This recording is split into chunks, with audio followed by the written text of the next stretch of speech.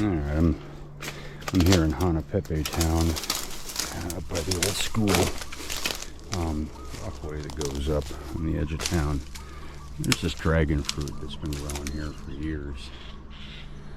I've never really seen it flower until now. And they got one cool flower right there. Look at that beauty. Absolutely gorgeous. But from what I can tell, they're not really making much for fruit, these pathetic little things. Could be because it's so dry. It's incredibly dry over here right now. Look, I think this one's just starting to open. Or something ripped the side of it off.